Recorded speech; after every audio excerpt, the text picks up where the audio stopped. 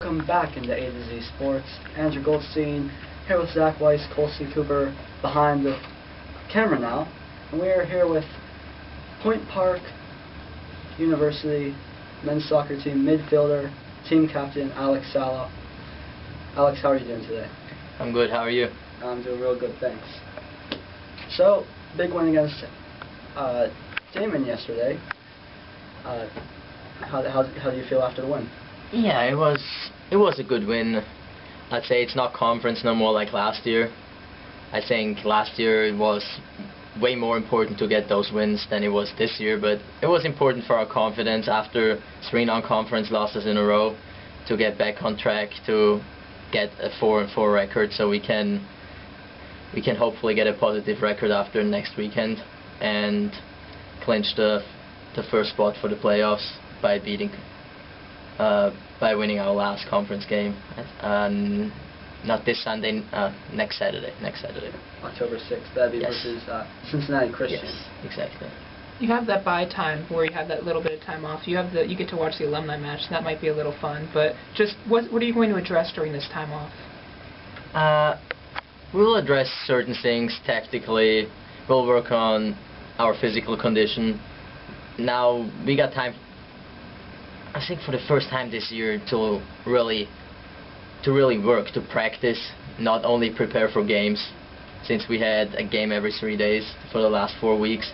And it's good to have a week or 10 days off where we can work on things we gotta get better, we can talk about certain things, we can go over the last couple of games, because we never really had time for any of that. And I think that is very important for us, because there are still a couple things that are not working.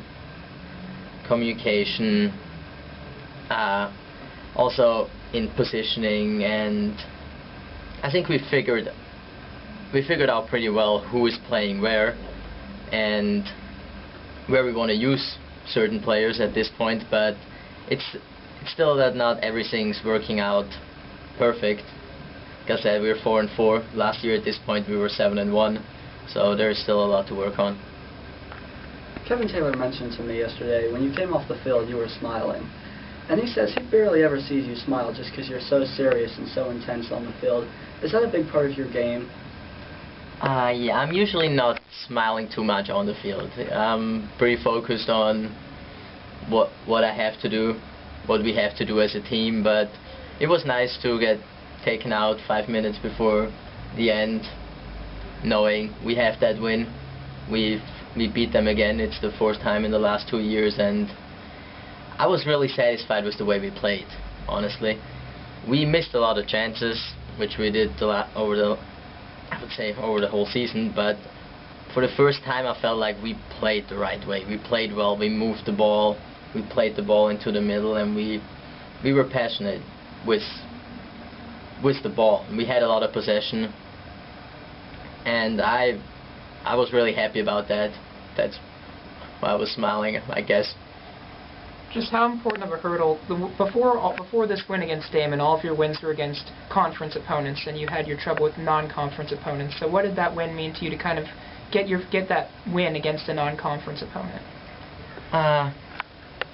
Like I said, it means a lot confidence-wise and record-wise, because even if we win all our 4 conference games and then go into the playoffs, if we have a negative overall record, if we cannot play the way we want to play, it is not a good sign going into the playoffs. And we know that we don't know how good the 6th team of the conference is going to be.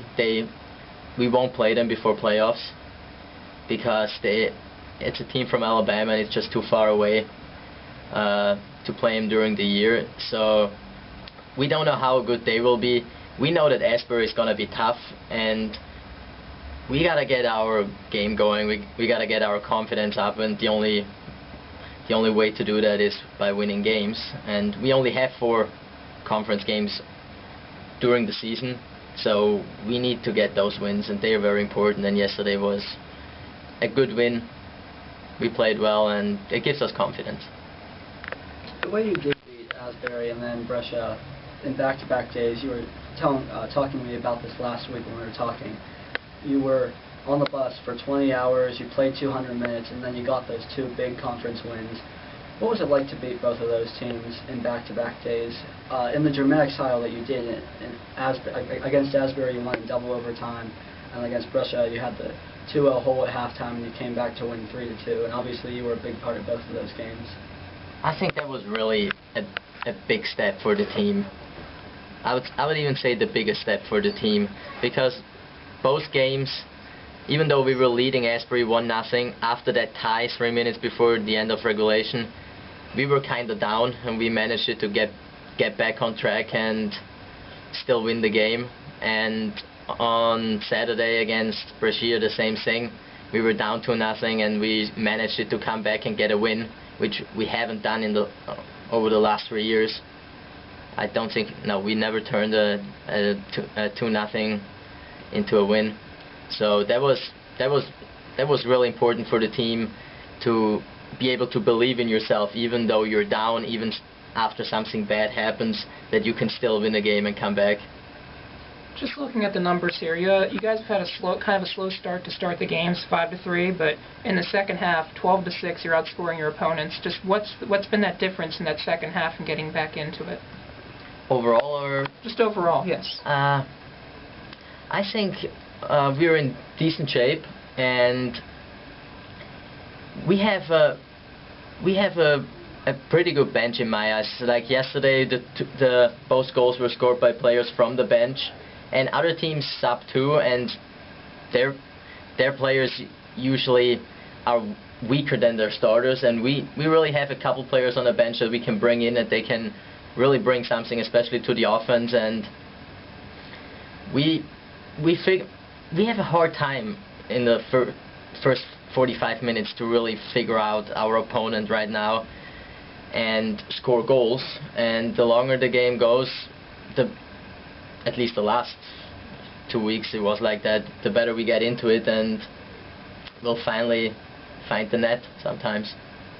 And then just following that up, you just shots on goal, even you guys still are outshot by 6 in the second half of games overall, but just what do you do to make the most of those shots?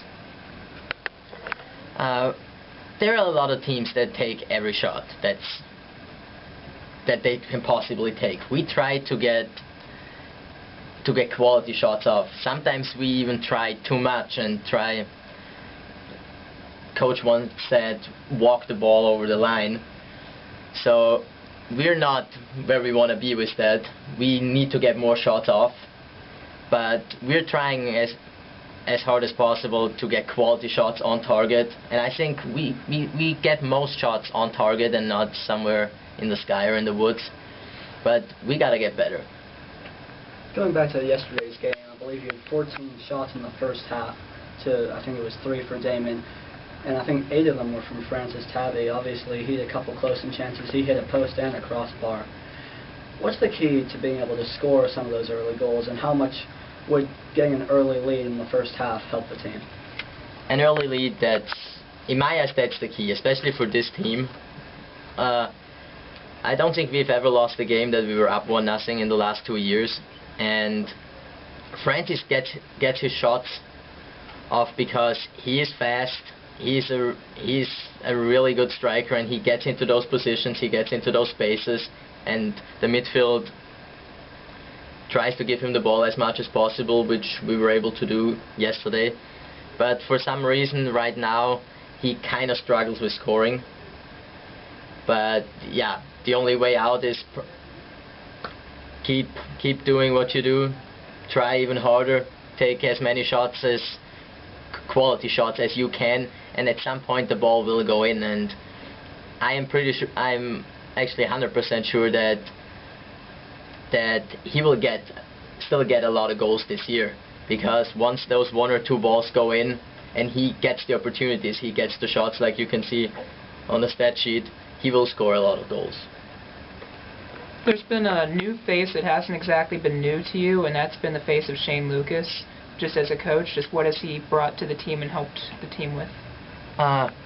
Shane helps a lot. We have a roster of 28 players, so it helps that we have now 3 coaches which are there all the time, and we have a 4th coach who is there just for the goalkeeper sometime.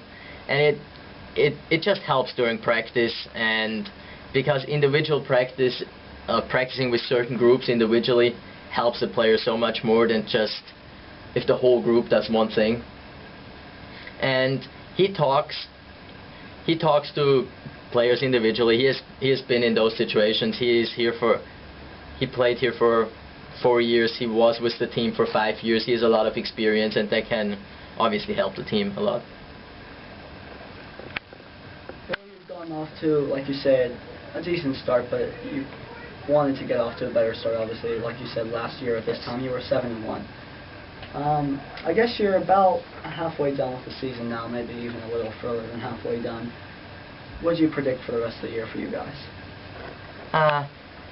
We still have one more conference game, and we have to focus on that and win that, so we have that #1 seed. That's the main goal. But we have 8 or 9 other games, and we want to get as many wins as possible to make our record as good as possible and go into the playoffs as confident as we can. And I think we will win a lot of those remaining games. We have a tough one at Houghton. We have a couple tough games, but I think the team gets better and better the longer we are with each other.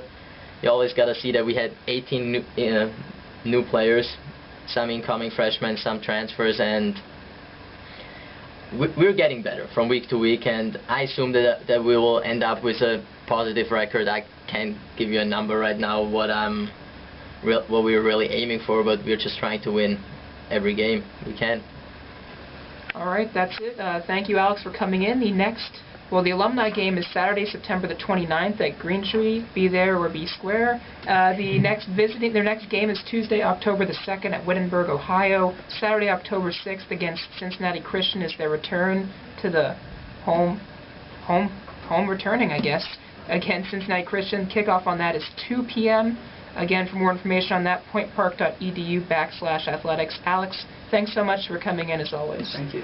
Thank you. Thanks for having me. All right, we're up against a break. When we come back, not a good start for me here in this Fearless NFL forecast, but we'll see if Week 3 can be the make it or break it for me here on 670 AM WPPJ Radio.